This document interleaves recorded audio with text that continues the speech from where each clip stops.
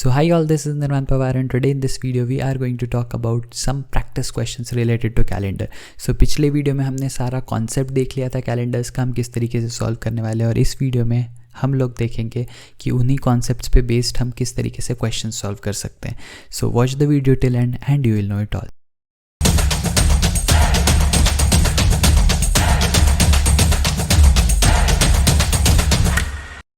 So let's get started with this first question. इस पहले question में क्या बोला हुआ है कि if today is Wednesday what day of the week would it be after 72 days. तो आज अगर वेंसडे है तो आज से 72 डेज़ बाद कौन सा दिन आएगा, ये मुझे पूछा गया है. कैसे सॉल्व करेंगे इस क्वेश्चन को? बड़ा ही आसान. पहले तो मैं क्या करूँगा, 72 डेज़ जो है इसमें 7 का क्लोजेस्ट मल्टीपल क्या है वो फाइंड आउट कर लूँगा. क्यों सर, हम 7 का ही क्लोजेस्ट मल्टीपल क्यों फाइंड आउट कर रहे हैं? दैट इज़ बिकॉज 7 डेज़ का एक वीक होगा. तो मैं पहले ये पता कर लेता हूँ कि इसमें कितने कंप्लीट वीक्स इन्वॉल्व होंगे इस 72 डेज़ में, राइट. तो इसमें 7 का सबसे क्लोजेस्ट मल्टीपल क्या आएगा, 7 × 10 विच इज़ 70, और बचेगा कितना, 2. अब ये 7 × 10 का मीनिंग क्या है कि यहाँ पे 10 कंप्लीट वीक जा चुके हैं. तो 10 कंप्लीट वीक में क्या होगा कि जो मेरा वीक वेंसडे से स्टार्ट हुआ था मेरा कैलकुलेशन, ऐसे 10 वीक चले जाएंगे और मैं वापस वेंसडे पे आ जाऊँगा. अब 10 वीक के बाद में I am left with basically 2 odd days. अभी जो 2 ऑड डेज़ है ये क्या होंगे, वेडनेसडे में ऐड हो जाएंगे. तो 10 कंप्लीट वीक होने के बाद again I will be on Wednesday, और उसके ऊपर ये 2 दिन हो जाएंगे. तो वेडनेसडे प्लस 2 मतलब Friday will be my answer, right. तो इसका मतलब क्या हुआ कि जब कभी अगर आज वेडनेसडे है और यहाँ से लेके अगर मैं 72 डेज़ की बात कर रहा हूँ तो 72 डेज़ बाद कौन सा दिन आएगा, फ्राइडे आएगा. कैसे आया, 72 डेज़ है उसमें 10 कंप्लीट वीक्स हो जाएंगे 7 डेज़ के. तो मतलब 70 डेज़ बाद मैं एग्जैक्टली वापस से वेडनेसडे पे रहूँगा, राइट. और उसके बाद बचेंगे मेरे पास सिर्फ 2 दिन. वेडनेसडे के बाद 2 दिन हो जाएंगे थर्सडे एंड फ्राइडे. तो मेरा फाइनल आंसर हो जाएगा Friday, right. So I hope आप लोगों को ये क्वेश्चन कैसे करना है ये समझ में आया होगा. And let's move ahead to the next question. Second question में क्या बोला है, ध्यान से देखना. What was the day of week on 4 March 2020. तो यहाँ पे मैंने एक आर्बिट्ररी एक रैंडमली डेट ले ली है विच इज़ 4 मार्च 2020.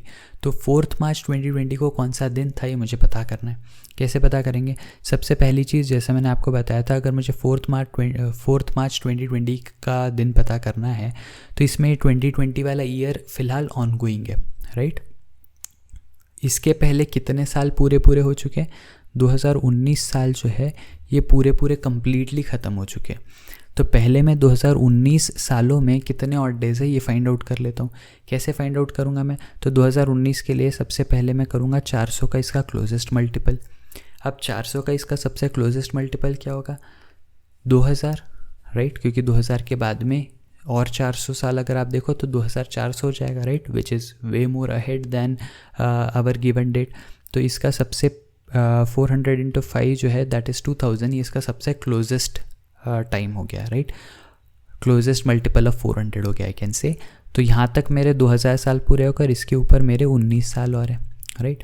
अब मैंने आपको पिछले वीडियो में एक बात बताई थी कि हर 400 साल में total number of odd days कितने होंगे, 0, राइट. इसलिए मैंने 400 का मल्टीपल फाइंड आउट किया ऑन फर्स्ट प्लेस, राइट. तो 400 साल 5 बार जा चुके रहेंगे. 400 साल में अगर 0 ऑड डेज है तो 400 × 5 में भी 0 ऑड डेज होंगे. तो बेसिकली इस पूरे चीज़ में तो मेरे पास 0 ऑड डेज है. अब बचे मेरे पास कितने साल, 19 साल. अभी जो 19 साल है इसमें मुझे पता करना पड़ेगा कि कितने लीप ईयर्स है और कितने ऑर्डिनरी ईयर्स है, सो दैट मैं पता कर सकूँ कि मेरे पास total number of odd days कितने हो रहे हैं, राइट. तो क्या होगा, 19 के लिए मैं सबसे पहले तो इसको डिवाइड कर लूँगा 4 से. जब मैं इसको 4 से डिवाइड करूँगा तो मुझे मिल जाएगा 4 × 4 = 16, बिकॉज 4 × 5 = 20, इसको एक्सीड कर जाएगा.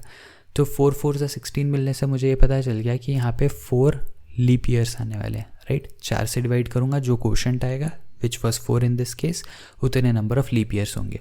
अब 19 सालों में से अगर 4 साल लीप ईयर हो गए तो बचे हुए 15 साल क्या हो जाएंगे, ऑर्डिनरी ईयर्स हो जाएंगे, सही है. तो 15 साल जो है ये मेरे क्या हो गए, ऑर्डिनरी ईयर्स हो गए.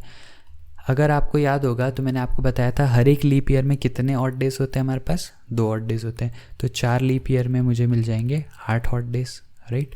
8 ऑड डेज मतलब कितने ऑड डे, अब 8 दिन में भी 7 दिन का तो एक वीक निकल जाएगा. तो basically 8 odd days can be written as 1 odd day, सही है। सेम थिंग 15 ऑर्डिनरी ईयर्स के लिए बात करते हैं।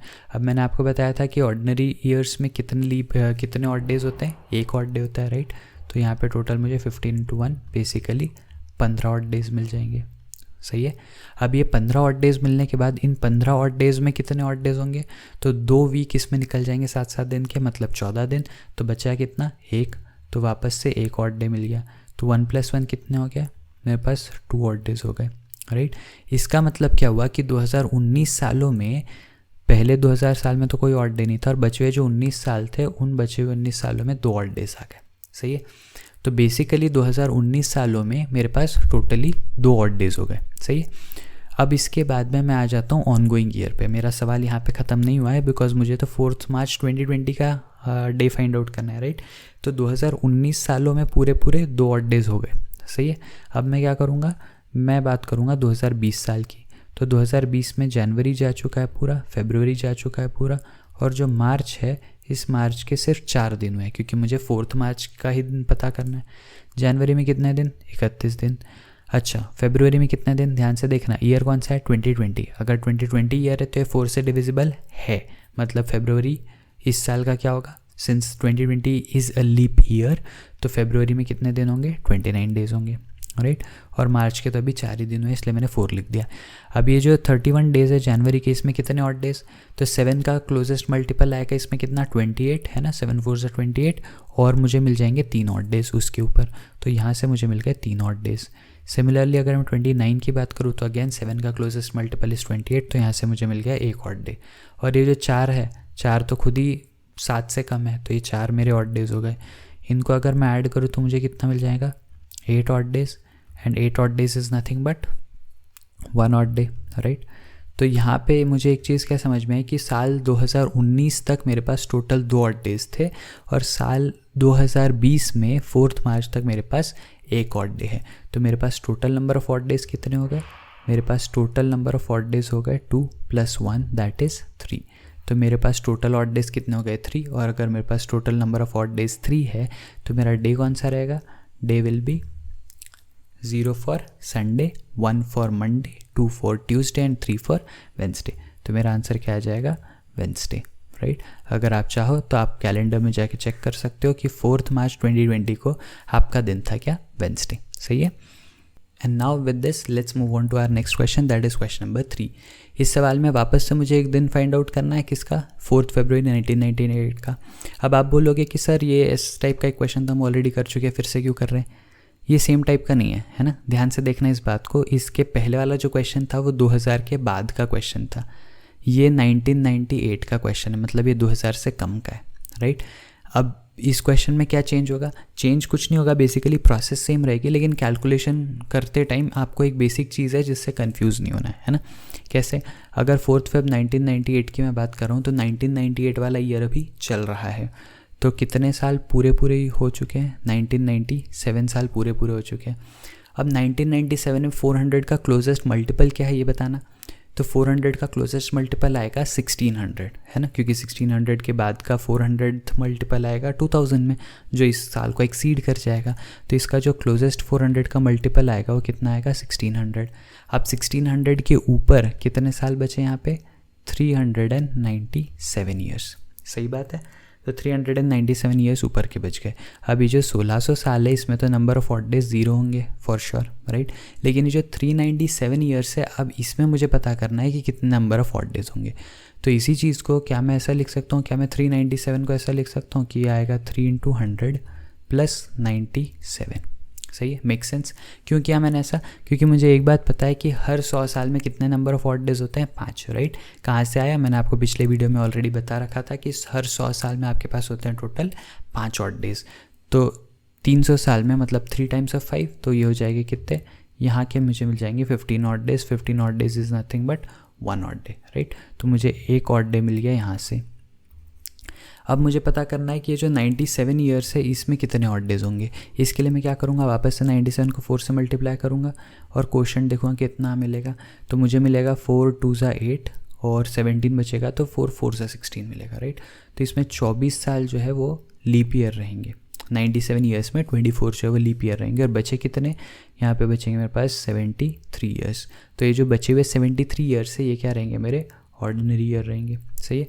अब 24 लीप ईयर में मेरे पास कितने ऑड डेज आएंगे, हर लीप ईयर में 2 ऑड डेज, तो total number of odd days हो गए 48, राइट। 7 का क्लोजेस्ट मल्टीपल कितना होगा, 42 है ना, 7 5 35, 7 6 42, तो 42 है, तो यहाँ पे मुझे 6 ऑड डेज मिल जाएंगे।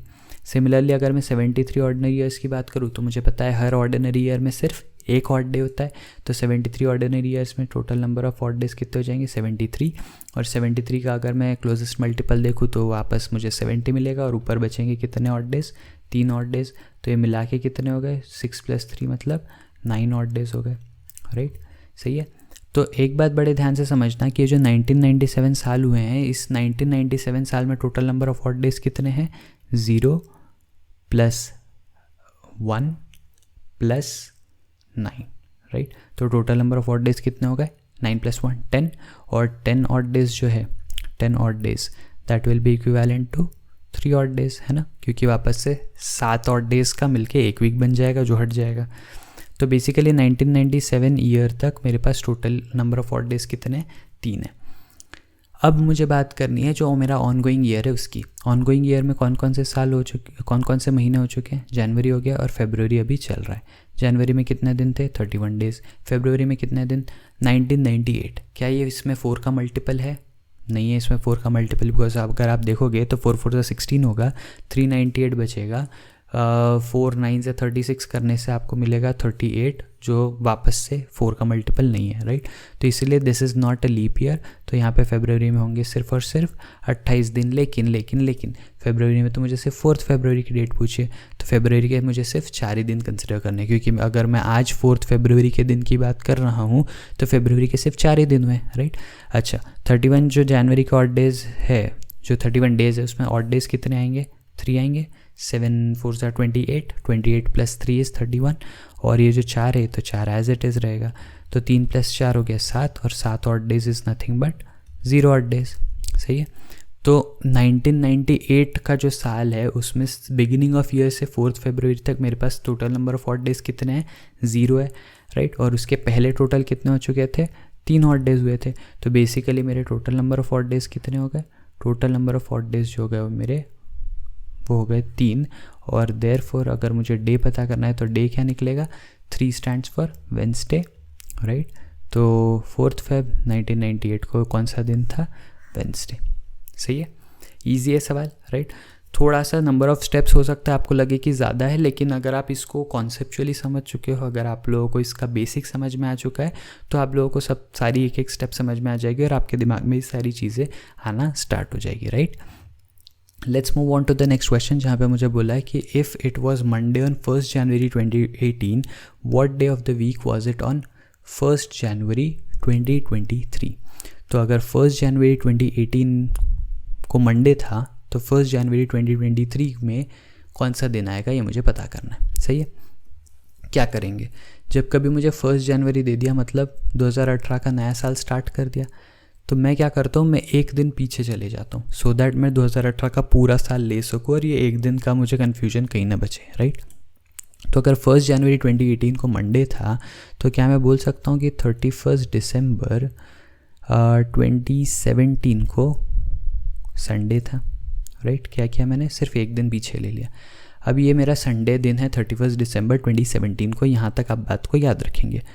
अब बात करते हैं एक साल की, तो 2018 का जो है ये पूरा साल है, 2019 का यहाँ पे भी पूरा साल है, 2020 का भी यहाँ पे पूरा साल है, 2021 का पूरा साल है, 2022 का पूरा साल है, और 2023 के 1 जनवरी की डेट मुझे पूछी गई है। तो 2022 तक के सारे पूरे ईयर्स है। अब मैंने आपको एक और चीज़ बताई थी कि हर लीप ईयर में आपके पास 2 ऑड डेज होता है और हर ऑर्डिनरी ईयर में आपके पास 1 ऑड डे होता है। 2018 क्या ये लीप ईयर है, नहीं है, तो इसमें ऑड डेज कितने होंगे, 1 होंगे। 2019 में भी ऑड डे कितना होगा, 1 होगा। 2020 इज़ नाउ लीप ईयर, तो इसमें नंबर ऑफ ऑड डेज कितने होंगे, 2 होंगे। 2021 और 2022 इन दोनों में भी वापस से 1 ऑड डेज होंगे। अब अगर आप इस चीज़ को देखो तो total number of odd days कितने होगा, 2 + 2 4 + 2 6, तो यहाँ पे मुझे मिल गए 6 ऑड डेज। सही है। अब ये 6 ऑड डेज किस चीज़ के हैं? 2017 ख़त्म होने के बाद में 2018, 19, 20, 21, 22 ये 5 साल जो है, ये 5 साल में टोटल 6 ऑड डेज आ गए, राइट। तो मैं क्या करूँगा, संडे में 6 ऑड डेज ऐड करूँगा। संडे में जैसे ही मैं 6 ऑड डेज ऐड करूँगा तो बेसिकली संडे के आगे मुझे 6 दिन गिनने पड़ेंगे। तो Monday, Tuesday, Wednesday, Thursday, Friday, Saturday, तो मुझे क्या मिला? सैटरडे मिला। तो बेसिकली यहाँ पर समझना है सैटरडे मेरा आंसर नहीं होगा, क्योंकि सैटरडे तो किस दिन का आएगा? सैटरडे आएगा 31 दिसंबर 2022 का। मुझे क्या पूछा हुआ है? 1 जनवरी 2023, मतलब एक दिन बाद। तो मुझे यहाँ पे अगर 1 जन की डेट बतानी है, 1 जन 2023 की डेट अगर मुझे बतानी है, तो मैं क्या लिख दूँगा? सीधा सीधा संडे। सही है। तो आपका दिन कौन सा मिलने वाला है? यहाँ पे आपको संडे मिलने वाला है। सही है। सो आई होप आप लोगों को ये वाला क्वेश्चन भी समझ में आ गया होगा। Let's move on to the next question, that is question number 5। Now which next year after 2025 will have same calendar as 2025? तो 2025 के बाद ऐसा कौन सा साल होगा जिसका कैलेंडर अगेन 2025 जैसा एज इट इज़ दिखेगा?